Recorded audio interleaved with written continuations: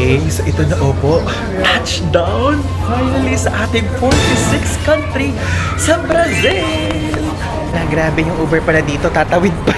Guys, so unfortunately, ayaw gumana ng credit card natin dito sa mga food stall. Nag-try tayo mag-withdraw, ayaw din. Yan, arrivals whole area. So guys, ang daming lumalapit sa atin dito. So ino-offeran tayo ng SIM card, ino-offeran tayo ng taxi. May ilaw dyan, and may ilaw din dito, plus may saksakan dyan and controller ng ilaw. Ayan, so nailagay na natin. Gracias! Bye-bye! Yeah, every trip natin, pwede tayong mag-lounge na kasi member na tayo guys ng Priority Pass. So yung vibe niya, it's giving forest na Mercure. Hello guys! I'm back again with another vlog at ngayon po, pupunta po tayo sa land of football or the country of samba, ang ating 46th country sa Brazil! So guys, ngayon po, time check, it's already 5:40 ng umaga. Ngayon po ay August 8. And ayun, tingnan niya, nag-iilaw lang ako kasi kung wala. Ayan, medyo madilim po ngayon. Madaling araw pa lang dito ngayon sa Peru. At ngayon, aalis na tayo. Pupunta na tayo sa Brazil for the first time. And alam nyo, to be honest, medyo kinakabahan ako at some point because of the news and also yung mga statements na mga nababasa at napapanood natin online about Brazil. Ang target po natin sa Brazil, syempre, Christ the Redeemer. Ayan. Gusto kong puntahan natin yon kasi isa yun sa New 7 Wonders of the World. Ito po yung itsura niya. And ang pupuntahan nating place doon, dalawa. Number 1 is Rio de Janeiro. Number 2 is Sao Paulo. Okay? So, ayun, yung mga Filipinos ba, visa-free ba dyan sa Brazil? Ngayon pa lang sasabihin ko sa inyo, visa-free po. Okay? Visa-free, wala kayong kailangan i-reading kahit ano pa mang papeles, ganyan. Passport nyo lang. Also, yung mga other requirements na required. Just like Colombia and even here sa Peru, sa Brazil po ay pwede kayo makapag-stay for tourism purposes up to 90 days or 3 months, okay? So, ngayon, unang episode pa lang natin dito sa Brazil, gusto ko sa inyong ituro na pagka pupunta kayo sa Brazil, ay kailangan i-ready nyo ang inyong mga gamit. Itali nyo ang inyong mga gamit. So, ngayon, ayan, tinanggal natin ang ating case. Diba naalala nyo, bumili tayo ng ganito sa Mexico. Ito sa Mexico natin binili, ito sa Peru. Napakabang lahat nangongolekta tayo ng tali-talian. So, ito na muna. Yung nabili natin sa Peru para mas matibay kasi ito. So, kapag pupunta po kayo sa Brazil, mag-ingat kayong mabuti. So, Lord, gabayin nyo po kami.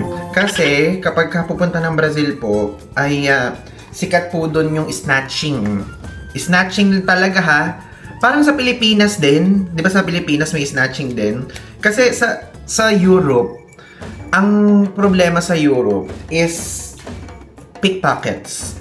Yung tipong dudukutin sa bulsa mo, ganyan. Pero hindi ka i-snatch na parang pangmalakasan kukunin sa cellphone mo. Pero sa Brazil po, snatching kasi talaga. So, ayan, wait.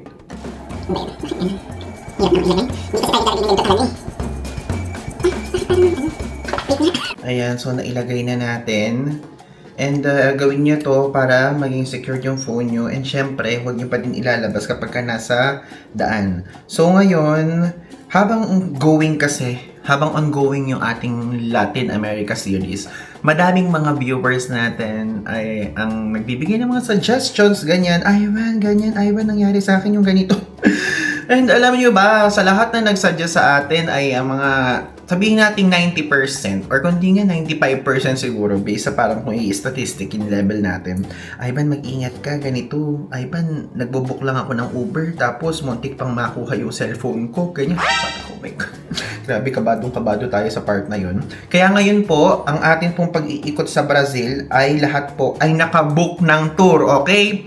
Hindi po tayo doon hindi po tayo doon magdi-DIY, like literally, walang DIY na magaganap kung yun po ang inyong iniintay. Wala talaga, walang magaganap na DIY dito sa part na to. Sa Brazil, okay? Oh, ayan na. Please, Lord, gabayan niyo po kami together with my followers. So ngayon, let's go na. Umalis na tayo. And again, kapag galing kayo dito sa Peru, iwan ang coca. candy, iwan ang Soroch pills, iwan ang Munya candy, okay?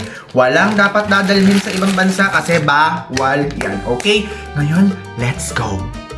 Okay guys, tara na. Ito na talaga ang last leg ng ating Latin America series. So Lord, please guide us po. In Jesus' name, magiging ligtas tayo. Okay, let's go!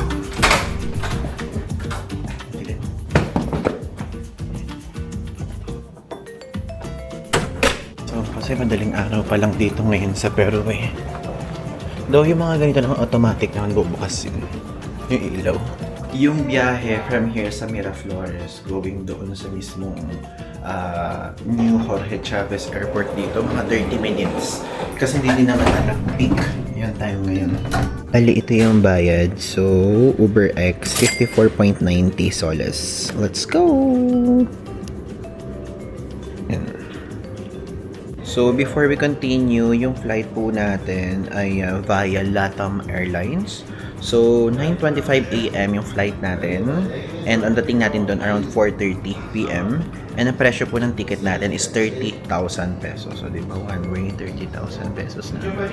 So, ganun siya. And also, may kasama na siyang baggage allowance sa 23 kilos. If ever you want to know. Bali yung time difference, explain ko lang sa inyo. Ito from Manila to ha, versus Manila. So yung Lima, ang pagitan niya sa Manila, yung Manila 13 hours ahead. Tapos yung Rio naman sa Manila, yung Manila ay 11 hours ahead.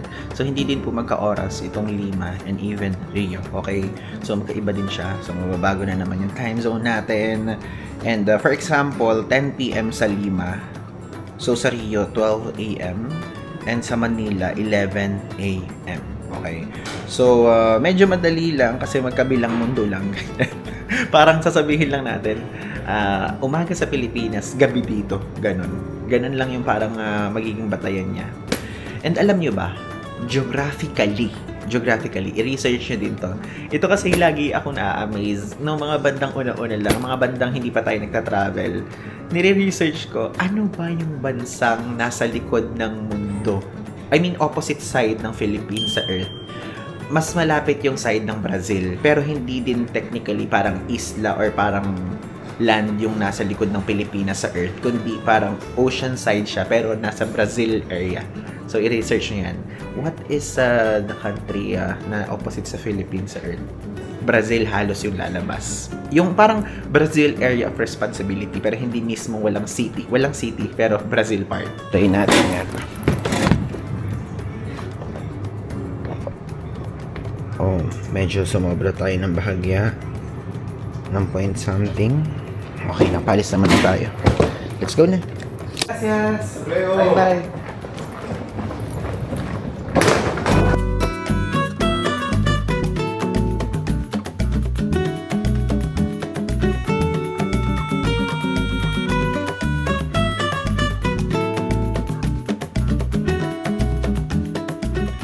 We are here na guys, Aeropuerto Internacional Jorge Chavez.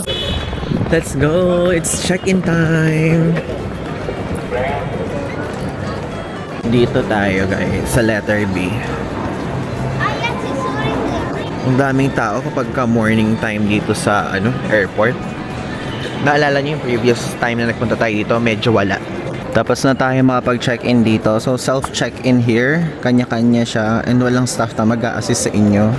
Dun sa side na yun. Kasi siguro baka medyo madami. So, let's go na sa immigration.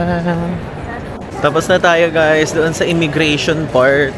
And unfortunately, wala silang stamp. Wala silang stamp. Alam niyo, tinanong ko mismo sa immigration, is there a stamp? Sabi ko ganun, wala daw. Hindi daw sila nag-stamp. So, yun.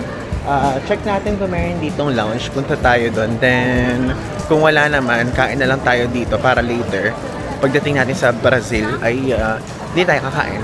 Ay hala, ginagawa pa ata. Kasi sarado, sa taas siya. Ito, meron dito. Let's go. Ayan guys, the club. Lim. Kaya every trip natin, pwede tayong mag-lounge na kasi member na tayo guys ng Priority Pass. So, basta sa airport, even sa sa NAIA, sa Terminal 1 and 3 parang marhaba and A Lounge. Yun. ano siya ng priority pass partner. Ito na! Ayan! The Club Lim!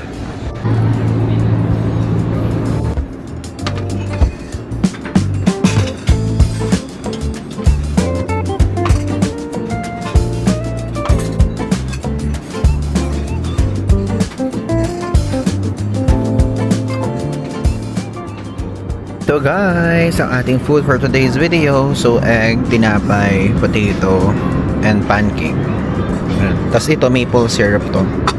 Ito hindi ko alam, walang nakalagay na description. So tikman na lang natin. And kumuha tayo ng pineapple juice and also water.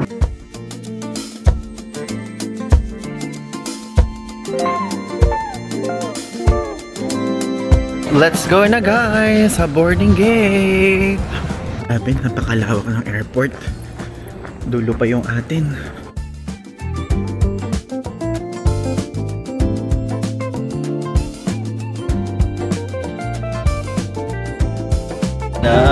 I'm so excited. Malapit na tayo magpunta sa Brazil. So, 5 hours guys yung biyahe.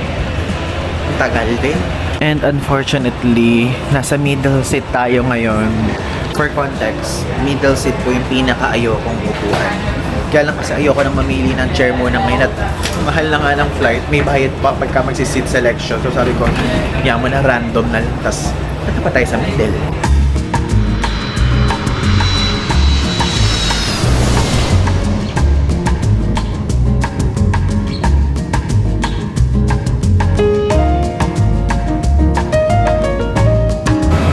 Guys, finally! Dito na ngayon tayo guys sa airport! Okay, so ito na po. Touchdown! Finally sa ating 46th country sa Brazil! Mamaya, doon tayo sa labas. Hindi pa ako nakapag-ingay kasi syempre daming tao nakapaligid sa atin. Wow! Ito yung itsura ng airport. And time check. It's already 5:37 PM. So, ayun na. Papawala na yung araw. Nakakatawa yung nakasabit sa atin yung ating cellphone. For security purposes lang naman.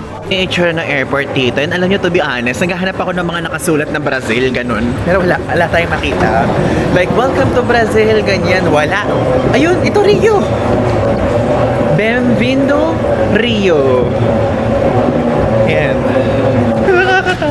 Nakakita na tayo ng Rio na sign. Brazil na lang. Pero parang okay na ako dun sa Rio. Guys, kinakabahan nga ako ngayon dahil 5:41 na ngayon dating natin dito. Na-delay kasi flight natin.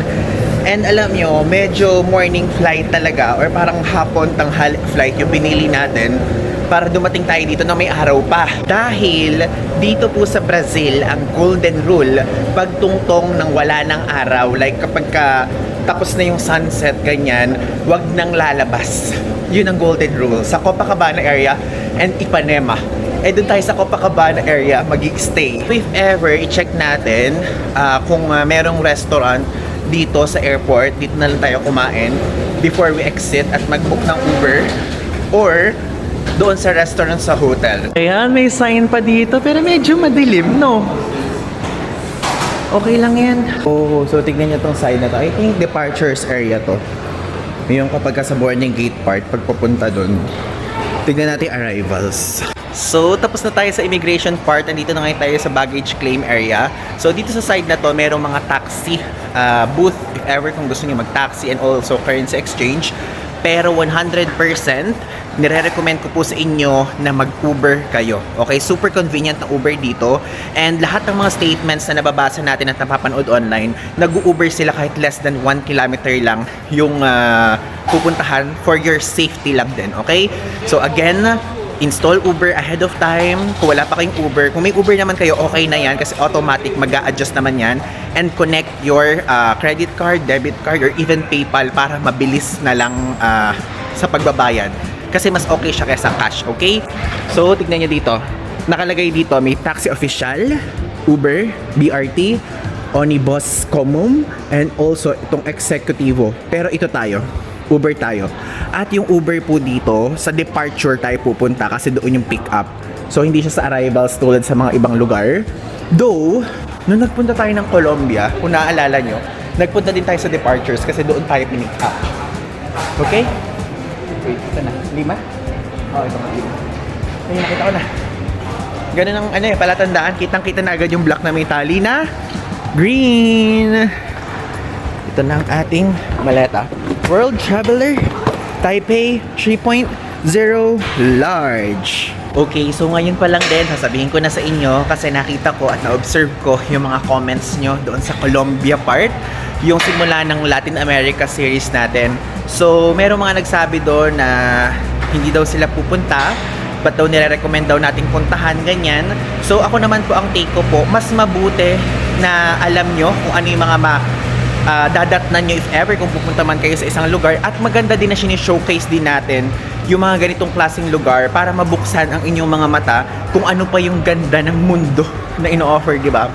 So, na-observe ko kasi merong mga ibang mga nagko-comment sa atin na hindi pa sila open mag-travel sa mga ganitong klaseng destination. So, yun yung parang goal natin, para i-open yung eyes, para makita nyo kung ano yung mga dapat i-expect, kung ano yung mga dapat kainin, dapat mabook, paano ba magpunta doon, ganyan, kung sakaling may mga interesado sa inyo, at kung sakaling may magkaka-interest, di ba?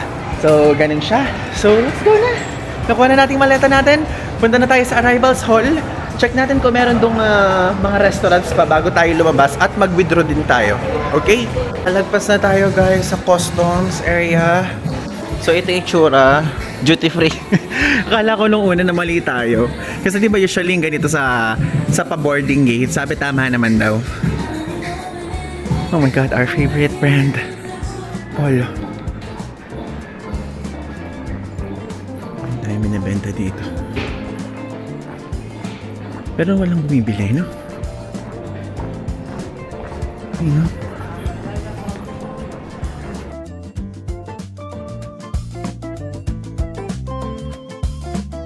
Yan, na-observe ka lang, super daming Japanese products dito and goodies. And share ko lang, dito po sa Brazil, madami sa populasyon nila dito ng mga foreigners ay Japanese. Okay? Yan, arrivals whole area. So, ayan siya. Let's go. Mag-withdraw na tayo. Yan. So, kung titignan nyo, ayan, yung Uber nakalagay dyan sa taas. Uber. Acceso Sectores Uber. Uber Sectors Access. Hanap na muna tayo ng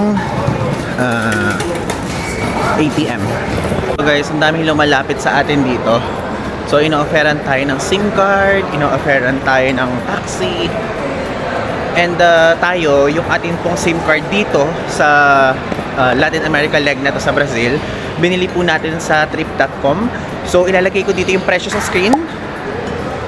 Tapos yung link nasa video description. Okay? 1,900 plus, 20 gig, good for 10 days. Kasi 10 days lang yung pwede na 20 gig. Ito, may kainan pa.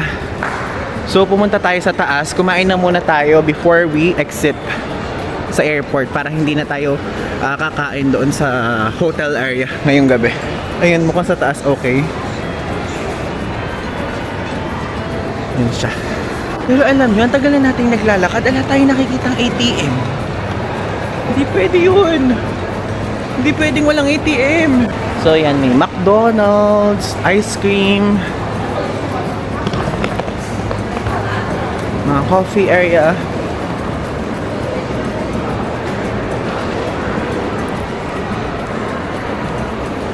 Ayun, ATMs. Okay, ayun siya. Okay, ito Electronicos ATM. Sige, let's go. Kumain muna tayo guys kasi medyo matagal mag-withdraw yung isa sa mga nauna sa atin doon. So, after nun, dito lang naman sa baba. Okay? Then, doon tayo sa mismong departures naman sasakay.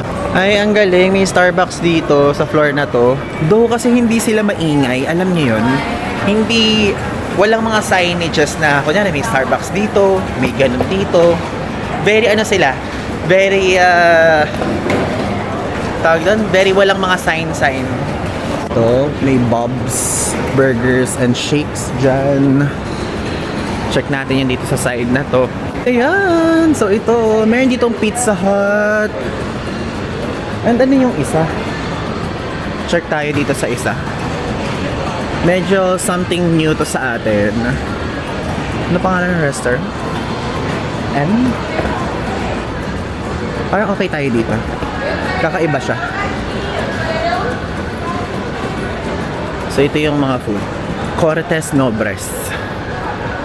Diba? Ano kaya ang okay? Yung mga pagkain. So parang I think ang orderin natin ay hamburger Angus. Or ayoko yung New York eh. Check natin pa. Hindi pa ako makapag-decide. Teka, lumipat tayo dun sa kanina na daanan nating Bob's. Mukhang masarap doon. Sabi ko parang hindi ko vibe yung parang mag-beef o mag-hamburger na patty lang.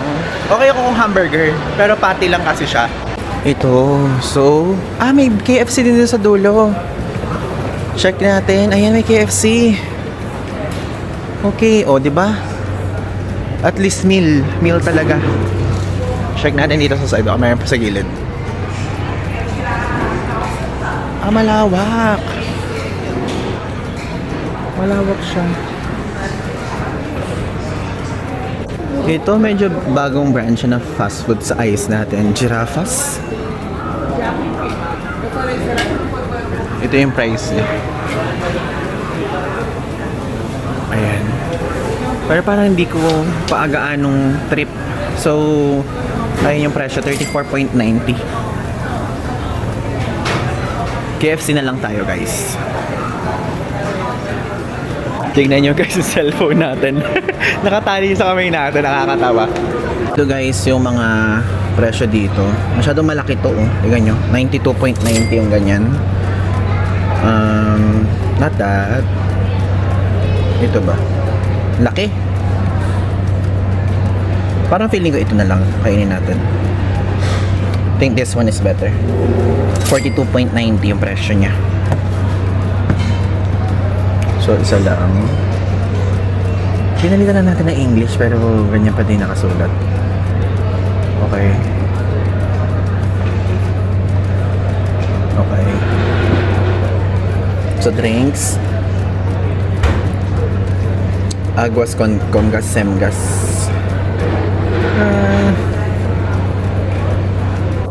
Okay, so ano to? Ranch. Sausawan if ever. Parang gusto ko ng sausawan na ranch. Sige. Yan. Next. Hindi na tayo magaganyan. So guys, 51.80 yung total ng babayaran natin. Let's go. Guys, so unfortunately, ayaw gumana ng credit card natin dito sa mga food stall. KFC, doon sa Giraffa. Credit card siya ng BPI and East West. Ayaw gumana parehas. Nag-try tayo mag-withdraw. Ayaw din. So, tinry na natin yung savings and also may nag-tip kasi sa atin na credit din daw yung i-click. Credit withdrawal, ayaw din parehas. So, ngayon, ang gagawin natin, pupunta na muna tayo sa money exchange. Magpapapalit muna tayo ng pera. Buti na lang meron tayo ditong yung sinasabi ko sa inyo lagi in case of emergency, which is meron tayong USD and meron din tayong euros. So, papalitan na muna natin. Ito guys, so ngayon, magpa-money exchange tayo dito sa Bangko Safra. Ayan, dito yan sa departures area. 200 USD yung papalit natin. Let's go. Tapos na tayo guys magpapalit dito sa Bangko Safra ng $200.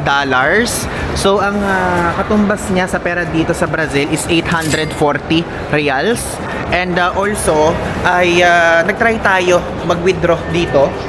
So pwede, dito pwede. Doon sa mga pinag-withdrawhan natin kanina, hindi umubra doon sa baba sa arrivals hall area. So, ang nangyari, na-block yung isang natin, na temporary block, nag-text sa atin si GCash. Dalawa kasi yung GCash card natin. Isang color blue, tas isang Klook card. So, yung Klook card, yung gumana sa atin. So, dito tayo nag-withdraw. Then, kung mag-withdraw po kayo, ang ilalagay nyo is sa credit withdrawal ha. Meron kasing savings withdrawal, merong debit withdrawal, at merong credit withdrawal. Naaalala nyo yun kapag nag-withdraw tayo sa abroad or even sa Philippines. Di ba savings usually yung chine-check natin or kiniklik. Dito po, ang i-click nyo is credit. Okay? Para makapag-withdraw kayo. So yun, na-block ng 1 day yung card natin.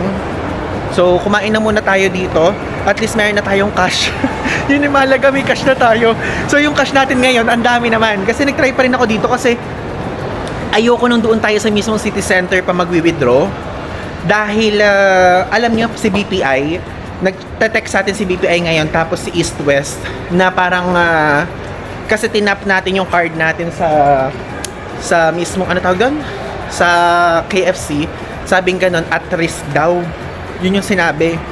So, at risk daw yung mismong parang terminal nila.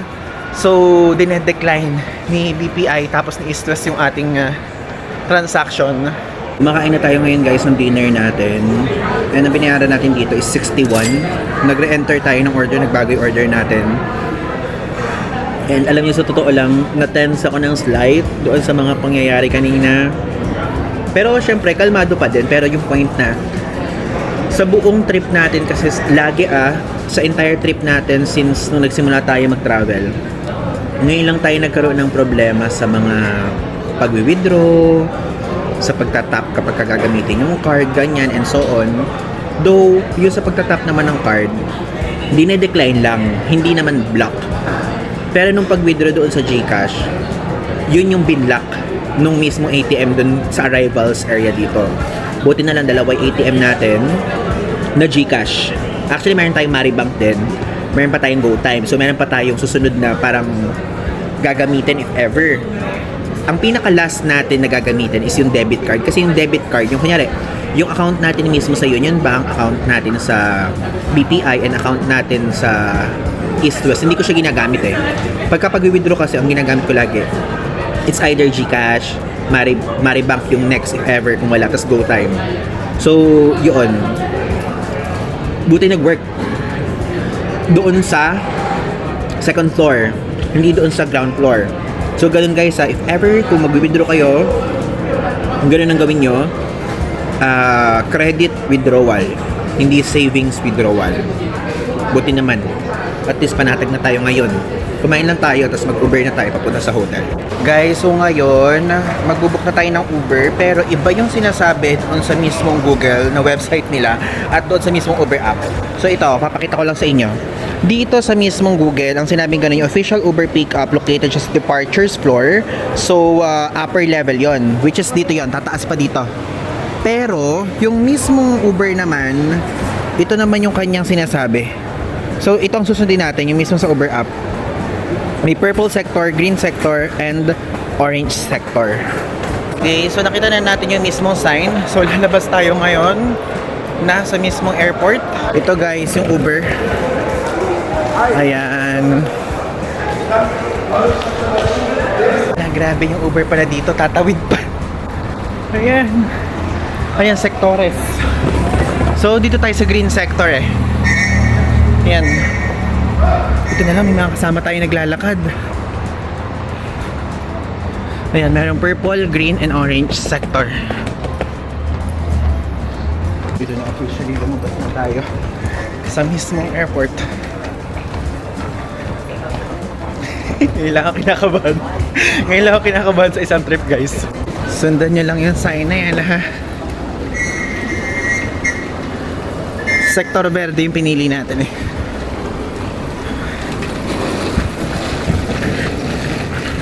Sector Verde, dun pa sa side na yan. Ito na yung ating Uber. Hello. Yeah, sorry. Guys, masakay na tayo. Let's go. Wala silang parang pa-code-code doon sa ibang bansa. Ayan. Bali, tignan nyo. From here sa airport, going sa ating hotel, 7:59, halos kalahating oras. Ayan yung biyahe. Ayan lang, hindi natin nakikita yung mismo ganda ng labas. Ayan o. Kasi madilim na eh. Laging gabi yung flight natin. Minsan lang maging tanghalit, kitang-kita yung ganda. Hanap ko guys dito sa daan yung Christ the Redeemer. Hindi ko makita. Ang dilim-dilim. Ito lang yung mga nakikita natin sa view. Yan lang. So okay din naman. Pero dito sa part na to, parang I think ito yung parang mataon na lugar nila na uphill.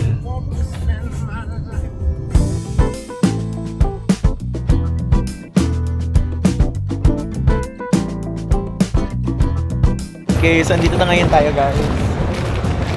ganda ng area natin, Copacabana area.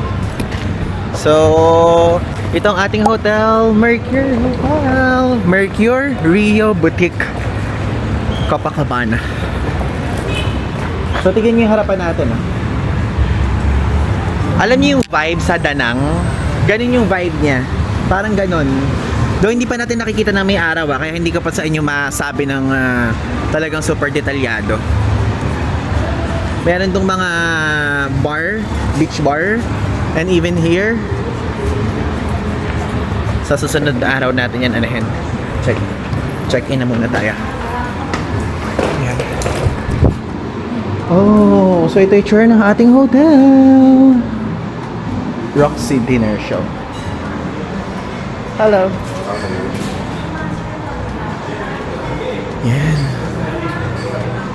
Ganda ng vibe ng hotel natin, no? Ito siya. Ayan. Ito. Hi! For check-in? Ito guys, yung vibe ng hotel natin. So yung vibe niya, it's giving forest na Mercure. Mas tropical, ganon. Ito yung mga sikat na damit dito sa Brazil. Brazil! Kano siya? 200 din, mahal naman.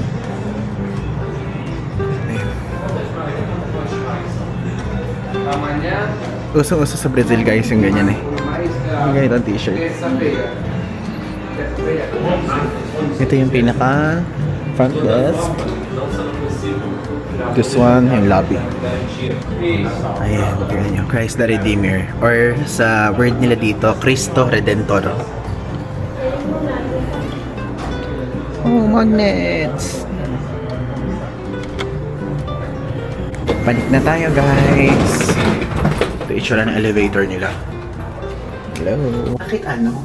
12th floor tayo, pero hanggang 11 lang yun nandito. No? Dito sa kabila. Okay, kasi ito, yung kabilang elevator hanggang 11th floor lang. Tapos ito, meron pang taas ng kabila. Okay. Mali na sa akin natin elevator. Ito yung tsura ng hallway, guys. Di ba ang ganda? It's a vibe. So, dito guys, yung ating room. Ito yung tsura ng hallway. Wait, here. Let's go. Yeah. Andito na ngayon tayo guys sa ating hotel sa Mercure Rio Boutique Copacabana Hotel. And this one, binook po natin to for 6 days and 5 nights. So nakuha natin siya sa halagang 37,928.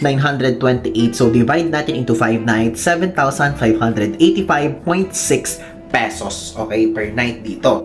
Habang binubook natin tong area na to, dito sa Rio kasi, ang pinaka dapat na iiwasan nyo if ever kung magbubook kayo is yung sentro area.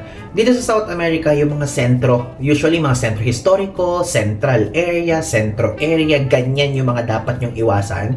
Dahil doon po, yung medyo hindi safe sa mga lugar na yun. So, ang kinonsider natin dito sa Rio de Janeiro na areas na pag-i-stayan is dalawa lang, Copacabana and Ipanema. Okay, so sabi ko ganyan, parang mas gusto ko yung Copacabana kasi parang it's giving Miami, it's giving Danang vibe. Yung tipong nasa harapan lang yung mismong beach. Para if ever, kapag gusto nating lumabas, is pwedeng ayun lang, tatawid lang tayo, ganyan. And, napag-desisyonan ko, sabi ko ganyan, okay, dito tayo sa Mercure, Rio Boutique Copacabana. Kasi number 1, maganda yung location niya. Like, pinakita ko naman sa inyo kanina, nasa harapan lang yung mismong beach.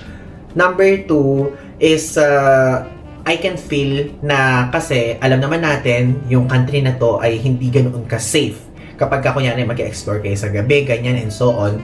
Tapos sabi ko ganyan, okay, at least safe naman yung hotel. Kasi meron po ako mga nakita at napanood na kapag kunyari parang pinapasok sila sa hotel, ganyan. So, ang sinabi ko ganyan, okay, doon tayo sa safe and reputable. Kaya nga sinabi ko sa inyo, doon pa lang sa Colombia part is hindi tayo medyo nagtipid dito sa hotel options natin dito sa South America. So, kaya ito yung binook natin.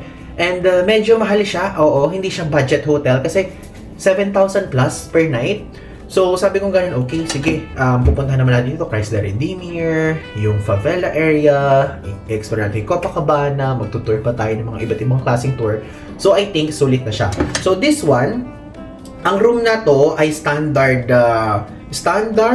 double room nila. Okay? So, 2 guests ang pwede dito and also 14 square meters yung size ng mismo area. So ngayon, let's go! At syempre, kapag ka magbubook kayo ng hotel dito sa Rio de Janeiro, Sao Paulo, Brazil, or kahit saan pa mang bansa yan, make sure kapag ka magbubook kayo sa Agoda at Klook, ito yung mga code natin, pwede nyo gamitin. Yung sa Agoda, 5 times nyo pwedeng ma-redeem at magamit yan. Yung sa Klook naman, 1-time usage yan.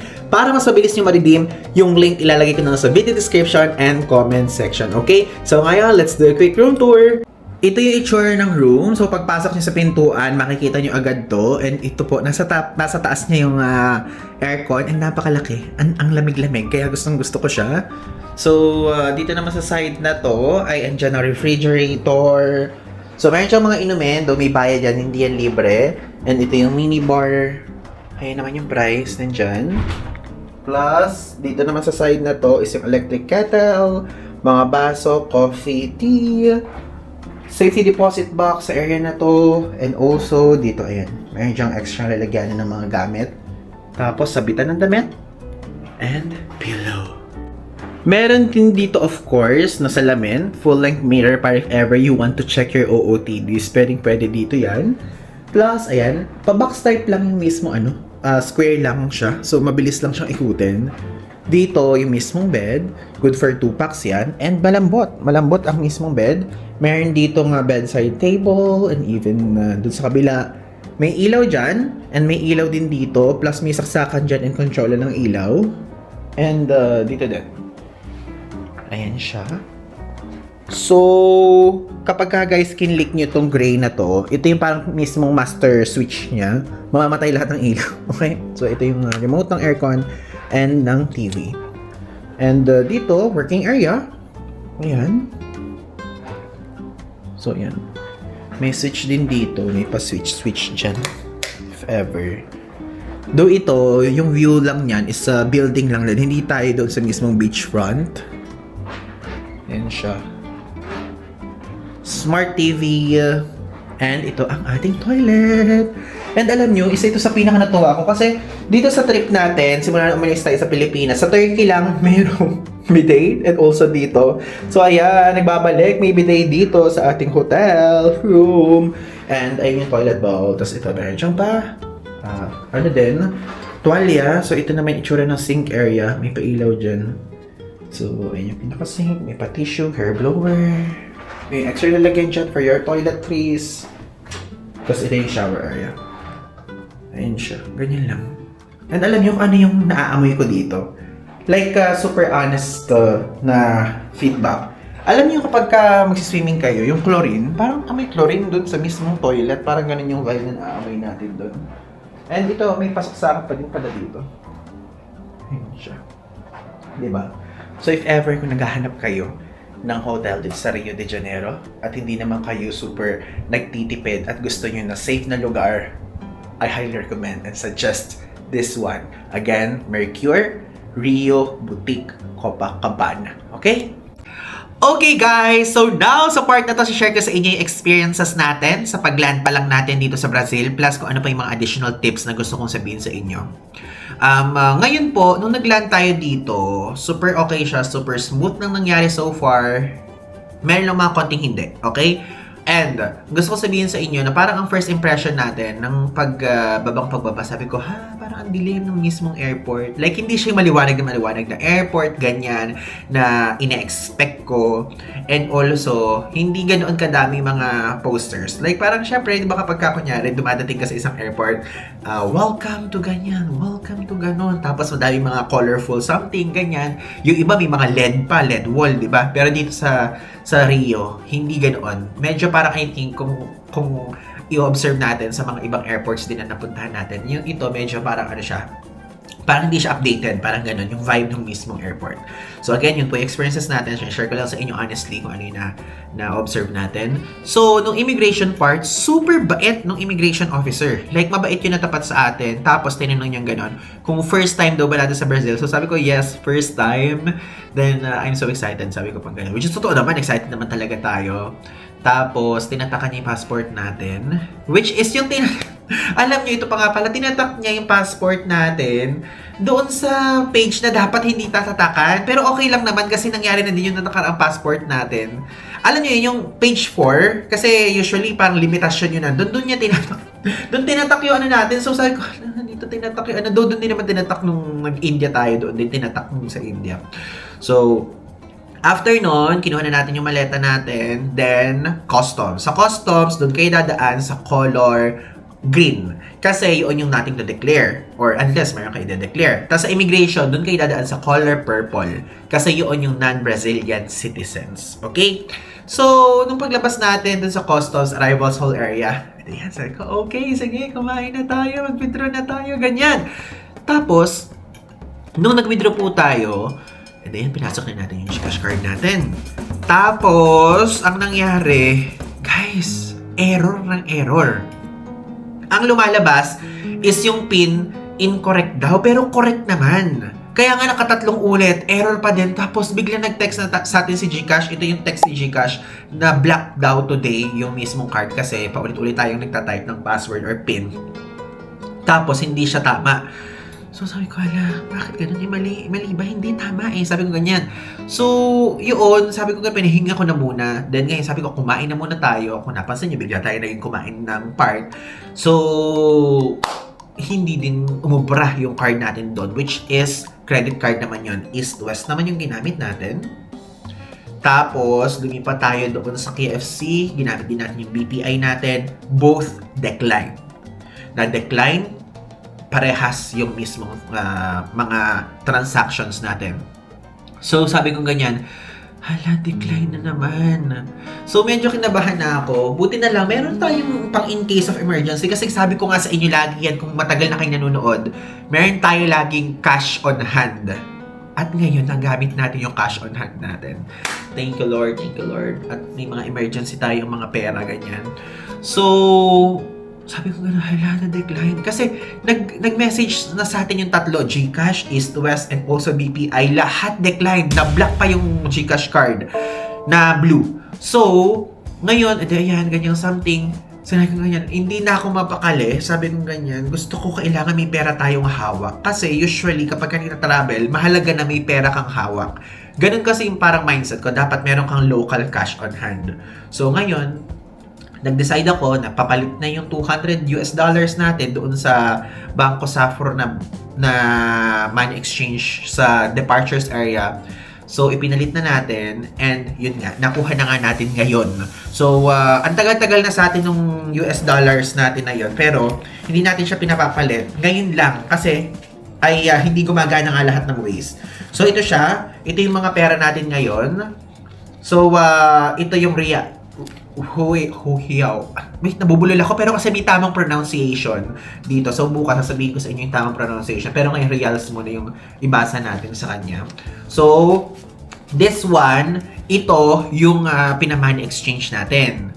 Pero ito, nung after nating makuha siya, so medyo nawala na yung kaba ko kasi meron na akong cash na local currency. Kasi iba yung feeling kapag kami local currency kaya. So, ayan, ganyan. So, may local currency na tayo. Then, ang ginawa ko naman, nag-withdraw tayo. Kasi parang lumakas yung loob ko. Sabi ko ganyan, okay, meron namang meron isa ditong parang okay na ATM sa kabilang side. Which is yung ATM na yun, sa floor siya nung food court. Basta panoorin nyo. Ano siya, hindi siya doon sa pinakababa kasi departures, meron pang isang floor sa baba. Tapos yung pinakababa, arrivals. Doon sa mismo middle na floor. Doon, nag-withdraw tayo. Ginamit naman natin yung ating Klook GCash card. Itong Klook GCash card natin, ito naman yung ginamit natin. Kasi black na nga yung color blue natin na card. Tapos nag-withdraw tayo. Sabi ko, okay, sige, mag-withdraw ka ng 500 dito naman. So, nakapag-withdraw tayo ng 500. Actually, 400 na lang doon kasi pinangkain natin sa KFC yung isa. So, ayan. So, meron tayong 500 na na-withdraw doon. So, successful. So, if ever guys, ngayon at least naipakita ko sa inyo kung saan yung ATM doon na successful. Again, departures, arrivals, mayroon pang isang floor sa gitna, doon kayo mag-withdraw. So, nasa kabilang side siya. Basta tingnan nyo na lang yung previous clip, makikita nyo naman yon. So, kapag ka mag-withdraw kayo, syempre papasok nyo yung card, tapos type nyo yung PIN, credit withdrawal ha. Credit, hindi savings, hindi debit, kundi credit ang i-click nyo. So, yun, nakapag-withdraw na tayo, so sabi ko, okay na. Kasi hindi ako nababahala sa sa Uber. Kasi yung Uber natin, naka-connect naman siya sa PayPal. So, lahat ng funds natin sa PayPal, yung mga Uber transactions, doon siya bumabawa sa PayPal account natin. So sabi ko, okay, kung hindi man mag-work dito, meron naman tayong papunta sa hotel kasi naka-Uber nga tayo. And meron na din naman tayong mga eSIMs, ganyan. So ngayon, okay na, kumain na tayo, ganyan. And after natin kumain, ay nag-book na tayo ng Uber, lumabas na tayo. And lumabas pa tayo sa pinakalabas ng airport. Tapos tumawid pa tayo, nakita nyo naman. And mamimili kayo doon ng sector, kung purple, kung green, at kung orange. Okay? So green sector yung pinili natin kasi yun yung medyo madaming tao. Gusto ko kung saan madaming tao. Yung orange sector, medyo konti yung tao doon guys. Pero kasi ngayon, dito kasi sa Brazil, ang sistema, kung saan madaming tao doon ka.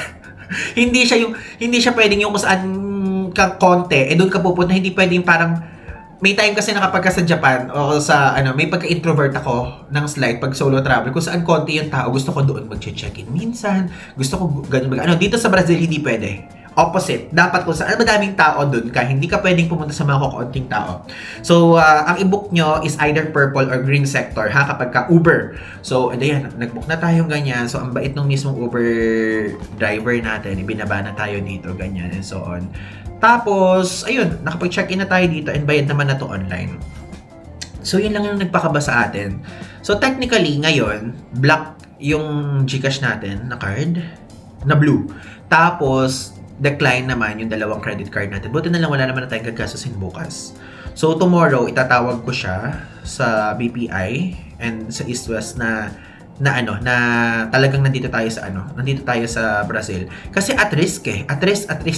Parehas silang nag-a-at risk, ganyan. Kaya sabi ko, grabe, ngayon lang nangyari sa atin yun. Sa buong trip natin, alam niyo yan, binibilang natin yung mga nagiging trip natin na bansa. So, this is our 46th country. At dito lang nangyari yun. Dito lang nangyari na nade-decline yung card natin na kahit sa KFC made-decline, ganung level. So, sabi ko gano'n, hindi pwede ma-decline itong mga card natin, ganyan. So, tatawag na lang natin, okay? So, yun siya. And ngayon, bukas kasi ang tour natin, Christ the Redeemer, basta yung mismong city and also pumunta tayo sa Sugarloaf Mountain na binook naman natin sa Klook. Abangan nyo sa susunod na episode yun. And, tatanggalin na natin to. Ayan, tatanggalin ko na siya ngayon pa lang. Tingnan nyo, diba? Grabe yung tan line natin. Hindi pwedeng magsuot ng relo kapag nasa labas. Actually, sinabi din to kanina ng front desk nung nag-check-in tayo. Excuse me, sabi niya ganon, if you will go out, don't wear watch. Which is ganun din naman gagawin natin talaga. Huwag kayong magdadala ng watch, tapos tinip din sa atin na huwag ipa-flash tong phone sa labas and also yung camera. So, yun nga ang iniisip ko. Sa totoo lang, ito yung iniisip ko. Dito sa Brazil leg, medyo puro montage yung gagawin natin. Pagka nakikita yung montage yung gagawin natin, ibig sabihin nun, natatakot akong iganyan yung camera. Like, iganyan ko. Kung magaganyan ko lang yung camera para makikita nyo na lang yung mismo eksena, ganyan. And i-voice over ko na lang kasi kailangan mag-ingat, guys. Kasi dito, kapag ka medyo malayong ganyan at biglang mahahablot sa atin yung camera, yung cellphone, ganyan, mapa-action cam man yung dalhin natin. Yun yung wino-worry ko lang kung paano tayo mag-vlog. Kasi syempre, yung paglilibot itself, tapos kunyari, nakatago naman na lahat, wallet, ganyan, and so on. Okay siya, kaya lang, ang iniisip ko, yung mga gadgets, kapag ka, syempre, hindi pwedeng hindi ilitaw yung gadget kasi nagbablog tayo. So, sabi ko ganyan, paano gagawin? So, parang I think siguro, kunyari ito siya, o sa mga packet, ayan, kayo yun. So, feeling ko gaganyan ko na lang. And wala tayong relo, ganyan. Yung cellphone natin nasa bulsa. Tapos, meron pa tayong isang pack safe dyan, ilalagay ko dito yung isang phone na nandyan sa dibdib natin, and so on. Ganyan. Tapos, isa pa sa tip is, hindi kayo pwede magdala ng passport sa labas. I mean, pwede magdala kung gusto nyo, pero ang maisasuggest ko dito, huwag kayong magdadala ng passport, okay? Why? Dapat po ang dadalhin nyo lang is photocopy Okay lang yung photocopy, picturean nyo, ganyan. So, tayo, hindi natin dadalhin tong passport natin. Kasi kapag nasa Southeast Asia tayo, lalo na kapag magsha-shopping, dinadala natin yan. Pero dito hindi pwede. Kailangan siya itago sa safety deposit box. So, itatago natin na ngayon na yung passport. Then, huhubarin itong ganito. Tapos, ala din tayong kwintas. Okay? Ala tayong alahas. Pag pupunta kayo dito, huwag kayo mag-wear ng alahas and so on para hindi mawala sa inyo o manakaw, makablot, ganyan. Yun lang naman yung dapat yung pag-ingatan. Wala namang mananakit sa inyo dito. Kunti, mga snatching lang. Ganun lang yung mga thing na ano. Huwag na tayo mag-sugarcoat pa kasi gusto ko malaman nyo kung ano yung totoo. Diba? Ganyan siyang mga thing. So yun lang naman yung dapat yung abangan. And baka may mag-comment na naman sa inyo, sasabihin. Ay, man, bakit kasi nagpunta ka pa dyan? Dangerous dyan, ganyan, mga ganyan. Kasi guys, ang lagi kong sinasabi sa inyo, gusto kong i-explore yung mga countries sa buong mundo. Gusto kong i-explore natin. And gusto ko ma-open din yung eyes ng karamihan na, ay, maganda pala dito sa Brazil. Pero syempre, medyo kailangan ng konting safety measures na gagawin. Maganda pala dito sa ganyan. Syempre, may kaakibat ng mga pag-explore is yung dapat mag-ingat. Lahat naman ng bansa, guys. Alam nyo, lahat ng bansa na pinuntahan natin, hindi ganoon ka-safe. Sa Switzerland pa lang, gusto kong sabihin sa inyo na ang nasa eyes ng tao, puro safe ang Switzerland. Pero guys, nung moment na first punta natin sa Switzerland, merong mang-i-scam sa atin together with our group tour mates na bibigyan tayo ng rose. So, ibig sabihin, i-scam niya tayo. Buti na lang, si Ate Kat is marunong siya mag-German. So, sinabi niya na hindi, wag ganun-ganun. Hindi na tuloy yung scamming. So, yun lang yung sinasabi ko sa inyo. May mga iba't ibang scams all around the world. So, mag-ingat lang tayo talaga. Okay? Kaya lang kapag sinasabi na yung ginagawa natin na to is ba't daw nagre-recommend tayo, ba't nagaganyan, guys? Ano kasi tayo hindi lang tayo basta content creator, traveler din tayo. And by means of this thing, gusto ko kasi ino-open ko din sa inyo kung ano yung gusto ko talaga. So, gusto ko yung mga ganitong countries.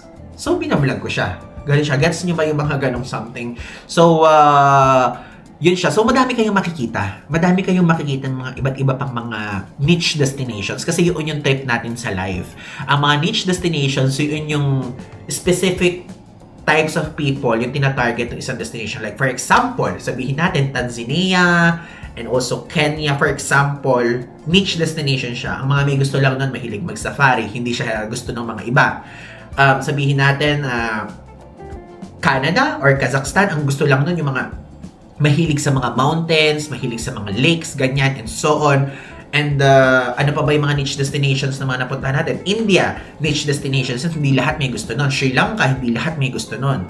Yun ang sinasabi ko sa inyo.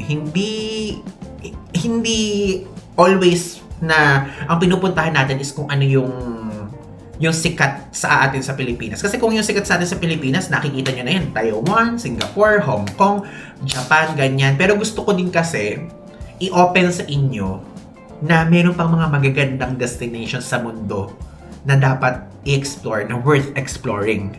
Gets nyo ba? So, yun siya. So, yun lang naman yung gusto kong sabihin sa inyo sa part na to. At abangan nyo pa yung mga susunod nating vlog. And I'm so excited na maipakita sa inyo yung ganda ng Brazil. Pero Lord, please guide us sa pag-explore sa mga susunod na araw.